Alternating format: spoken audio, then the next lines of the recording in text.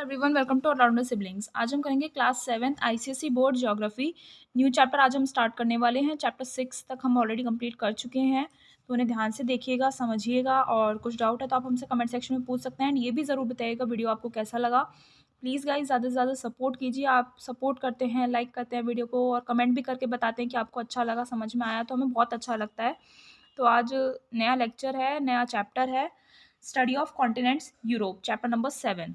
ये हम पढ़ने वाले हैं। बहुत सारे बच्चों के कमेंट्स आ रहे थे कि मैम ये पढ़ा दीजिए, तो चलिए आज स्टार्ट करते हैं इस चैप्टर को।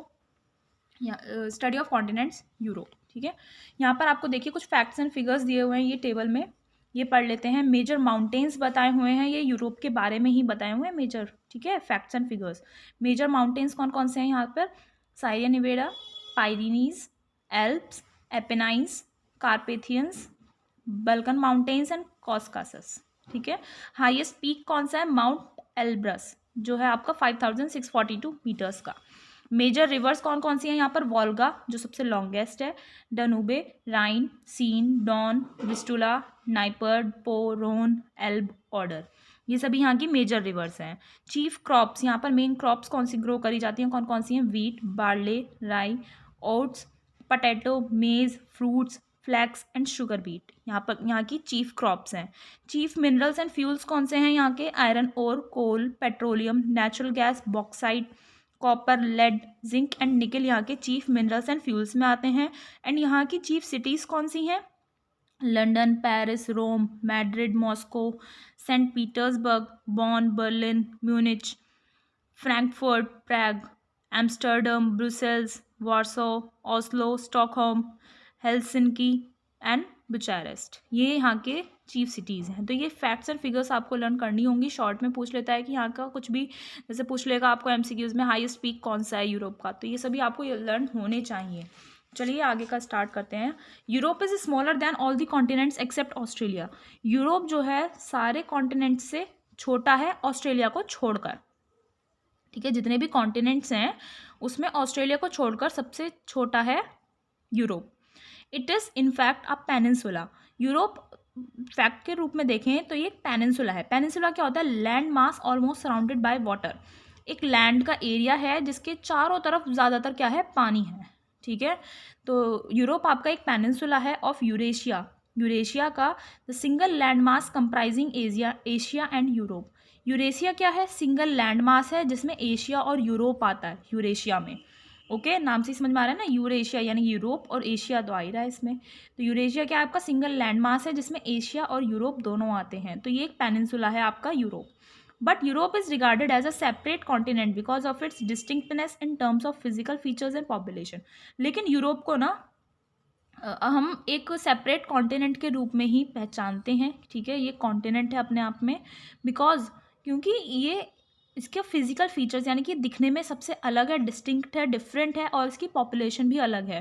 तो इसीलिए यूरोप को हम एक सेपरेट कॉन्टिनेंट के रूप में ही पहचानते हैं और उसके बारे में सेपरेटली ही पढ़ते हैं, ठीक है। Europe is endowed with a great geographical diversity, abundant natural resources and a favourable climate. Europe में एक बहुत ही अच्छा, बहुत ग्रेट जियोग्राफिकल डाइवर्सिटी है, ठीक है। यानी कि यहाँ का नेचर वगैरह सब चीज़ें अच्छी हैं, बहुत अच्छे पार्क्स वगैरह एंड ऑल है। अबंडेंट नेचुरल रिसोर्सेज, बहुत सारे अच्छे अच्छे यहाँ पर नेचुरल रिसोर्सेज हैं, मतलब सफिशिएंट अमाउंट में हैं। और एक फेवरेबल क्लाइमेट है, जैसा क्लाइमेट होना चाहिए ऐसा क्लाइमेट है यूरोप का। These have helped this small continent to become both populous and prosperous. ये सभी चीज़ें होने की वजह से ये जो छोटा सा कॉन्टिनेंट है बहुत पॉपुलस है, यानी कि बहुत ज़्यादा पॉपुलेशन है इस कॉन्टिनेंट की, और बहुत प्रॉस्पेरस भी है, यानी कि हर तरीके से संपूर्ण है, ये प्रॉस्पेरस है, समृद्ध है। Over the past few centuries, कुछ पिछली सेंचुरीज में क्या है, Europe has influence the world in a way that no other continent has. Europe में यानी इतना डेवलपमेंट हुआ है कि पूरे वर्ल्ड में यूरोप का बहुत ज़्यादा इन्फ्लुएंस पड़ा है, बहुत ज़्यादा प्रभाव पड़ा है। इतना तो किसी और दूसरे कॉन्टिनेंट का भी नहीं पड़ा जितना इतना इस यूरोप का पड़ा है, ठीक है। इसका इतना ज़्यादा बोलबाला हुआ है, आप ये कह सकते हैं। It started with European explorers, जो ये कहाँ से कैसे स्टार्ट हुआ, इतना इन्फ्लुएंस कहाँ से पड़ा? यूरोपियन एक्सप्लोरर्स थे, ठीक है, जो एक्सप्लोर करते हैं, जगह जगह जाकर चीज़ों को देखते हैं, समझते हैं। रिलीजियस मिशनरीज, रिलीजियस जो धर्म से रिलेटेड मिशंस हुए थे, ट्रेडर्स थे, है ना, who carried their thoughts and beliefs to distant lands. तो ये जो इतना इन्फ्लुएंस पड़ा पूरे वर्ल्ड पे यूरोप का, वो इसी वजह से पड़ा क्योंकि यूरोपियन एक्सप्लोरर्स जो थे वो उन्होंने, और रिलीजियस मिशनरीज यानी कि रिलीजियस ग्रुप्स जो थे और ट्रेडर्स जो थे, उन्होंने अपने थॉट्स को और बिलीव्स को यानी कि अपने विचारों को और अपने विश्वासों को डिस्टेंट लैंड्स तक लेके गए, यानी कि दूर दूर जगहों तक लेकर गए, जिस वजह से यूरोप का बहुत ज़्यादा आपका प्रभाव पड़ा दूसरे पूरे वर्ल्ड पर। As the nations of Europe grew in political, military and mercantile might, they colonized vast areas of other continents where they spread their languages, political thoughts and religious beliefs। क्या बोल रहा है, अब यूरोप जो nation था वो पूरा grieve हुआ, बहुत बढ़ गया पॉलिटिकली भी। अब यूरोप जो एज अ नेशन वो बहुत ग्रीव हुआ, बहुत ज़्यादा बढ़ गया, मतलब उसको बहुत ज़्यादा प्रभाव पड़ा। तो पॉलिटिकली भी वो अच्छा हो गया, मिलिट्री यानी कि उसकी आर्मी भी अच्छी थी, और मर्केंटाइल हो गया आपका, यानी कि जो व्यापार से संबंधित हो गया, ये ट्रेड जो होता है हमारा उससे रिलेटेड हो गया। तो ये सभी चीज़ें उसका बहुत अच्छे से यूरोप का ग्रो हुआ। तो उसने क्या किया, they colonised vast areas of other continents, उन्होंने दूसरे कॉन्टिनेंट्स के जो बड़े बड़े एरिया थे ना उन्हें कॉलोनाइज कर लिया, यानी कि अपने अंडर कर लिया। Where they spread their languages, वहाँ पर गए और वहाँ पर उन अपनी लैंग्वेजेस को उन्होंने स्प्रेड किया, फैलाया। पॉलिटिकल थॉट्स जो उनके विचार थे या धर्म से रिलेटेड उनके जो भी विश्वास थे वो सभी चीज़ें उन्होंने फैलाई, जिससे यूरोप बहुत ग्रो कर गया। यूरोप से scientific discoveries and technological inventions have also played a major role in shaping the modern world. Europe के ने जो साइंटिफिक डिस्कवरीज करी थी, जो भी खोज करी थी या टेक्नोलॉजिकल इन्वेंशंस हुए थे, उससे एक बहुत बड़ा रोल प्ले किया इन दोनों चीज़ों ने, ताकि यूरोप को मॉडर्न वर्ल्ड, यूरोप जो है अपने आप को एक मॉडर्न वर्ल्ड में शेप अप कर सके, अपनी शेप प्रोवाइड कर सके। ठीक है, तो इन सभी चीज़ों की वजह से यूरोप का बहुत ग्रो हुआ, बहुत अच्छा इफेक्ट पड़ा पूरे वर्ल्ड पर। तो अब सबसे पहले हम देखते हैं यूरोप की location. Europe is surrounded by water in 3 sides. Europe जो है आपके 3 साइड यूरोप के क्या है, वाटर है। In the north is the Arctic Ocean, Europe के नॉर्थ डायरेक्शन में हम देखें तो आर्कटिक ओशियन है। साउथ में मेडिटेरेनियन सी है और ब्लैक सी है साउथ में। एंड इन वेस्ट में क्या है आपका, अटलांटिक ओशियन है। Coast line is highly indented, जो कोस्ट लाइन है वो बहुत ज़्यादा, वो हाईली आपके इंडेंटेड है। जो कोस्ट लाइन है यानी कि जो किनारी है उसकी वो स्मूथ नहीं है। ठीक है, यूरोप की जो एक बोलते हैं ना बॉर्डर एज, किनारा बोलते हैं जिसे हम, तो उसकी जो पूरी लेंथ है ना वो स्मूथ नहीं है, उसमें कट्स हैं बहुत सारे। ठीक है, तो कोस्ट लाइन जो है वो आपकी हाईली इंडेंटेड है, जिससे एक्सीलेंट नेचुरल हार्बर्स आपको प्रोवाइड होते हैं। हाईली इंडेंटेड होने की वजह से उन्हें एक्सेलेंट, बहुत अच्छा नेचुरल हार्बर प्रोवाइड होता है। नेचुरल हार्बर क्या होता है आपका, हार्बर्स होते हैं आपके एक ऐसी चीज़ जो प्रोवाइड करता है सेफ्टी। जो शिप्स में आते जाते हैं लोग या कुछ सामान जाता है, इंपोर्ट एक्सपोर्ट का काम होता है, तो उन्हें बहुत ज़्यादा सेफ्टी प्रोवाइड होती है। तो वो नेचुरल हार्बर्स बने हुए हैं एक तरीके से, ये बोला गया है। कोस्ट लाइन जो हाईली इंडेंटेड है यानी कि उसमें कट्स वगैरह है, तो उसे शिप को रोकने में आराम, मतलब हेल्प मिलेगी ना, तो इसलिए बोल रहा है कि कोस्ट लाइन हाईली इंडेंटेड होने की वजह से एक्सीलेंट नेचुरल हार्बर्स प्रोवाइड होते हैं। There are a number of peninsulas and islands and various bays and seas penetrate deep into the land. बहुत सारे पेनिनसुलाज हैं, आइलैंड्स हैं, बहुत सारे बेज एंड सीज हैं जो लैंड में डीपली पेनिट्रेट करे गए हैं, यानी बहुत ज़्यादा करे नहीं गए हैं, मतलब पेनिट्रेटेड हैं, यानी कि बहुत गहराई में हैं ये, इनकी गहराई बहुत ज़्यादा है। In fact it would not be wrong to say that most of Europe lies only a few 100 kilometres away from the sea. In fact ये कहना गलत नहीं होगा कि मोस्ट ऑफ जो यूरोप है वो आपका कुछ समुद्र से कुछ 100 किलोमीटर्स ही दूर है। ठीक है, this is perhaps why it has been a land of great sailors and explorers. इसीलिए यूरोप जो है एक ऐसी धरती माना गया है, एक ऐसी जगह माना गया है जहाँ पर बहुत बड़े बड़े जो सेलर्स होते हैं, जो आते हैं और एक्सप्लोर करते हैं चीज़ों को, वो यहाँ पर आकर करते हैं, यूरोप में आके करते हैं। Most of Europe lies in north temperate zone while a narrow belt in the north is with in the Arctic circle. Most of जो यूरोप होता है वो आपका नॉर्थ टेम्परेट जोन में आता है, और जो आपकी नैरो बेल्ट होती है नॉर्थ में वो आर्कटिक सर्कल में आती है। ठीक है, ज़्यादातर जो यूरोप का पार्ट है वो आपका नॉर्थ टेम्परेट जोन में आता है, और जो इसकी नैरो बेल्ट है नॉर्थ में जो आती है आपके आर्कटिक सर्कल में। The mainland of Europe stretches रफली from 36 degree north to 70 degree north latitude and from 10 degree west to 60 degree east longitude. जो मेन लैंड है यूरोप का वो आपका 36 डिग्री नॉर्थ से 70 डिग्री नॉर्थ लैटिट्यूड और 10 degree west to 60 degree east longitude में फैला हुआ है। रफली फिगर्स बताए हुए हैं ये, और अबाउट जैसे बोलते हैं ना approx. To the east of Europe, Europe की अगर हम ईस्ट की बात करें, it is separated by Ural mountains, the Caucasus mountains and the Caspian sea lies Asia. Europe के ईस्ट की बात करें तो वो सेपरेटेड है। यूरोप की ईस्ट डायरेक्शन में अगर हम बात करें तो वहाँ पर Ural Mountains, Caucasus Mountains and Caspian Sea आता है एशिया की तरफ। साउथ की तरफ बात करें, it across the Mediterranean sea is Africa. South में अभी बताया था ना मेडिटेरेनियन सी है, तो उसके पास क्या है, अफ्रीका है, विच almost touches Europe at the state of Gibraltar, जो ऑलमोस्ट अफ्रीका को, यूरोप को टच करता है। जो अफ्रीका है, साउथ की तरफ अफ्रीका पड़ा, तो वो जो है यूरोप को ऑलमोस्ट टच करता है at the state of Gibraltar. एक लाइन है स्टेट ऑफ गिब्राल्टर, उससे अफ्रीका और यूरोप थोड़ा सा ऑलमोस्ट टच में ही है। ठीक है, तो ये लोकेशन के बारे में बताया हुआ है। आगे पढ़ते हैं। अब हम आगे बढ़ते हैं यूरोपियन कंट्रीज़ के बारे में। दो it is a small continent, Europe has a large number of countries. अब यूरोप जो है आपका एक स्मॉल कॉन्टिनेंट है, लेकिन इसमें बहुत सारी कंट्रीज़ हैं। The northern countries of Denmark, Norway and Sweden are together known as Scandinavian countries. जो नॉर्थन कंट्रीज़ हैं, ठीक है, यूरोप की जो नॉर्थन एरिया में कंट्रीज़ आती हैं, डेनमार्क, नॉर्वे एंड स्वीडन की, उन्हें हम एक साथ बोलते हैं Scandinavian countries. Finland and Iceland too are sometimes included in this group. और कभी कभी फिनलैंड और आइसलैंड को भी हम इसी ग्रुप में इंक्लूड करते हैं। कौन से ग्रुप में? स्कैंडिनेवियन ग्रुप में। These 5 countries are also known as Nordic countries, और इन 5 कंट्रीज को हम नॉर्डिक कंट्रीज भी बोलते हैं। कौन कौन सी 5 countries? Denmark, Norway, Sweden, Finland and Iceland. ठीक है, आप इन्हें स्कैंडिनेवियन कंट्रीज भी बोल सकते हैं, नॉर्डिक कंट्रीज भी बोल सकते हैं। Belgium, the Netherlands, Luxembourg in western Europe are called the low countries because of their low altitudes. Western Europe में बेल्जियम, नेदरलैंड्स, लग्जमबर्ग आती हैं, और इन कंट्रीज़ को हम बोलते हैं लो कंट्रीज़, क्योंकि इनका एल्टीट्यूड बहुत लो है। In fact the Netherland is one of the lowest countries in the world. In fact अगर हम एक बात करें तो नीदरलैंड जो है ना, पूरे वर्ल्ड में जितनी भी लोएस्ट कंट्रीज़ हैं उनमें से एक है Netherland. France, Ireland and United Kingdom, that means UK, are also in western Europe. और वेस्टर्न यूरोप में आपके France, Ireland and United Kingdom भी आते हैं। तो वेस्टर्न कंट्रीज़ में, वेस्टर्न यूरोप में कौन कौन से हो गए गाइस आपके? Belgium, Netherland, Luxembourg, France, Ireland and UK. Central Europe includes Germany, Switzerland, Austria, Poland, Hungary, the चेक Republic and Slovakia. Central Europe में क्या क्या आ गया? अभी तो हमने वेस्टर्न की बात करी थी और उससे पहले हमने बात करी थी नॉर्थन की। अब सेंट्रल यूरोप की बात हो रही है, यानी कि सेंटर में आती हैं आपकी Germany, Switzerland, Austria, Poland, Hungary, चेक रिपब्लिक एंड स्लोवेकिया।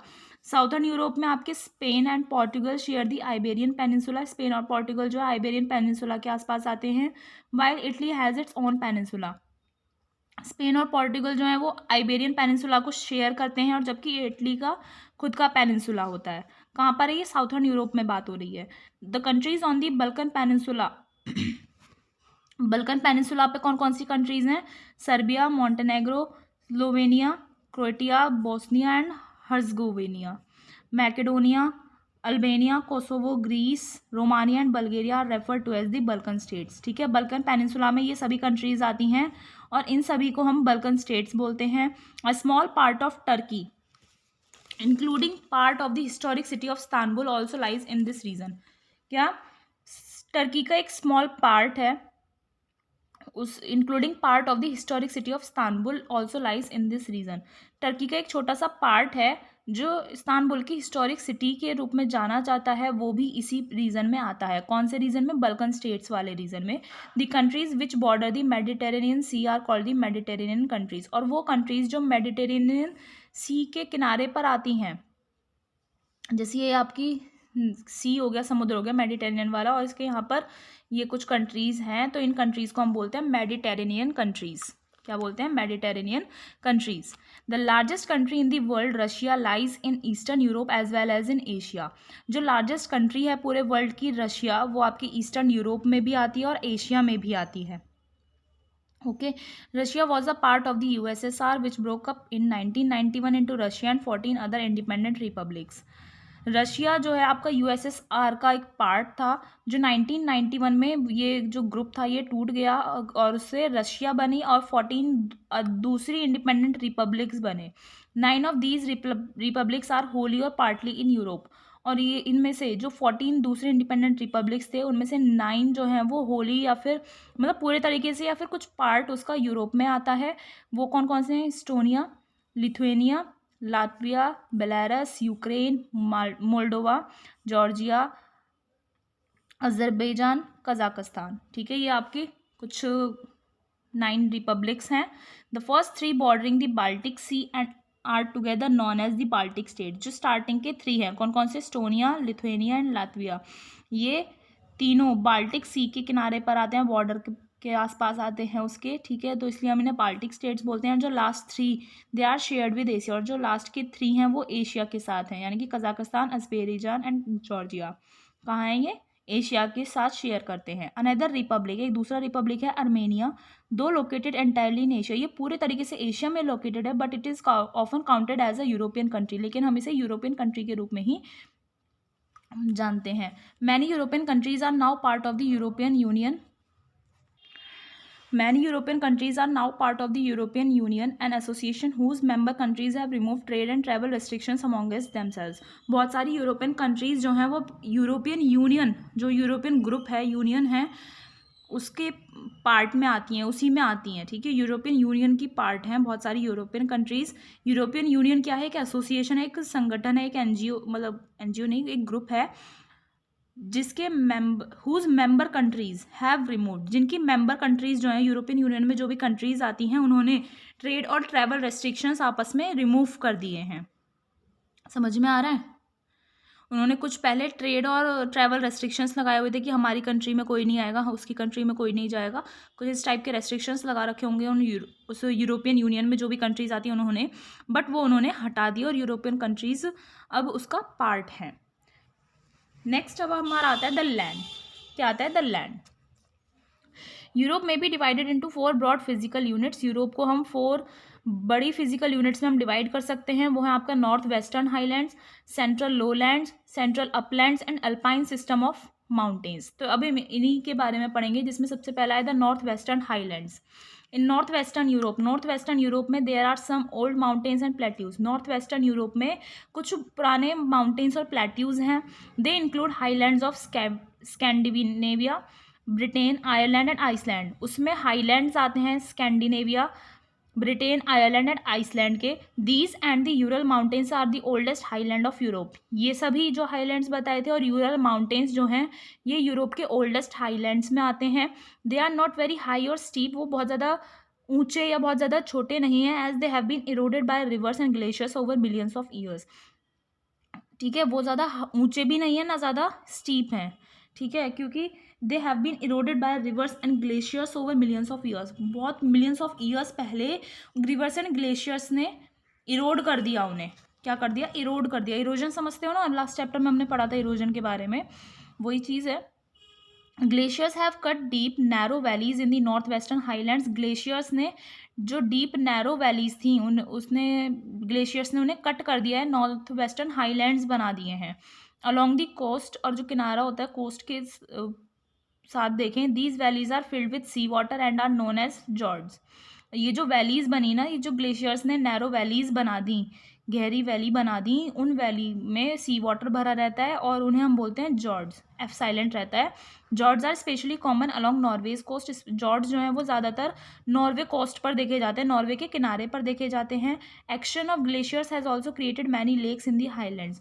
और ग्लेशियर्स के एक्शन की वजह से, उनके ग्लेशियर्स ने जो भी काम किया उसकी वजह से, ग्लेशियर्स की वजह से बहुत सारे लेक्स भी बन गए हैं हाईलैंड पे, नॉर्थ वेस्टर्न हाईलैंड्स पर.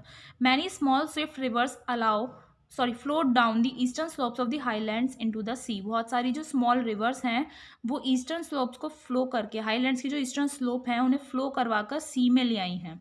These rivers have funnel shaped mouth. इन रिवर्स के फनल शेप्ड माउथ होता है, जिन्हें हम क्या बोलते हैं? They are called estuaries. क्या बोलते हैं? Estuaries. They have made the coastline quite indented. और स्टीवरेज बनने से ये जो कोस्ट लाइन है इनकी इंडेंटेड बन गई है। इंडेंटेड बताया था ना अभी क्या, जिसमें बहुत सारे कट्स होते हैं, वो इवन नहीं होती, स्मूथ नहीं होती है, रफ होती है बहुत ज़्यादा, ऊपर नीचे उबड़ खाबड़ जिसे हम बोलते हैं, इंडेंटेड आप बोल सकते हो उसे। तो इससे क्या होता है, कोस्ट लाइन आपकी क्या हो गई है, इंडेंटेड हो गई है। तो ये हमने फर्स्ट वाला कंप्लीट कर लिया है। नॉर्थ वेस्टर्न हाईलैंड हमने कर लिया है। नेक्स्ट लेक्चर में हम करेंगे सेंट्रल लोलैंड्स। क्या करेंगे, सेंट्रल लोलैंड से हम स्टार्ट करेंगे। आई होप आपको चैप्टर समझ में आ रहा है। कुछ डाउट है तो आप हमसे कमेंट सेक्शन में पूछ सकते हैं। वीडियो को लाइक कीजिए, शेयर कीजिए और ज़्यादा से ज़्यादा सपोर्ट कीजिए। कमेंट करके ज़रूर बताइएगा वीडियो आपको कैसा लगा। मिलते हैं नेक्स्ट वीडियो में नेक्स्ट लेक्चर के साथ। Thank you.